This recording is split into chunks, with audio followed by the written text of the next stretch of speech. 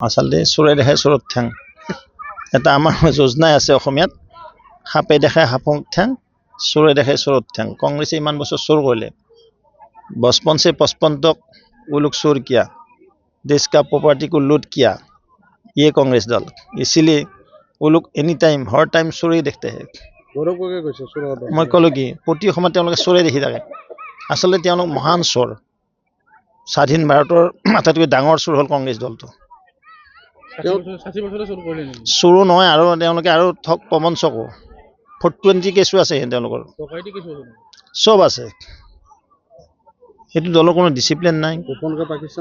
আৰু কি ক'লো এজেণ্টে হয় ISI এজেণ্ট বুলি ক'ব লাগিব তেওঁ মৰম প্ৰীতি পাকিস্তান বা বিদেশৰ প্ৰতি কাৰণ নিজে তেওঁ বিয়া কৰে আনছি বিদেশৰ পৰা অসমত এখন বোৱাৰী নাপালে এজনী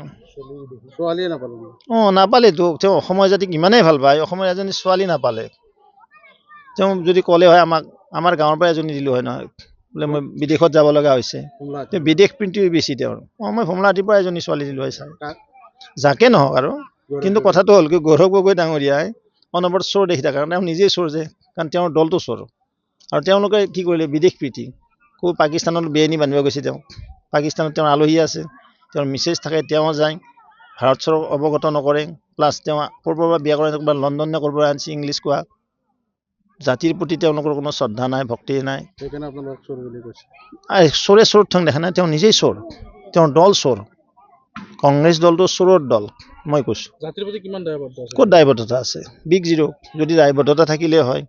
মহাপুৰুষ গুৰুজনাৰ জন্মস্থান কোনে বনাই দিলে আজি অসমত এইমছ কোনে আনি দিলে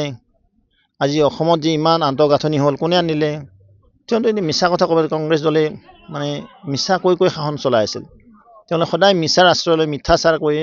জনতাক ভুল গৈ আছিল কিন্তু জনতা তাৰ পৰা ওলাইছে জনতাই গম পাইছে কংগ্ৰেছ কিমান ডাঙৰ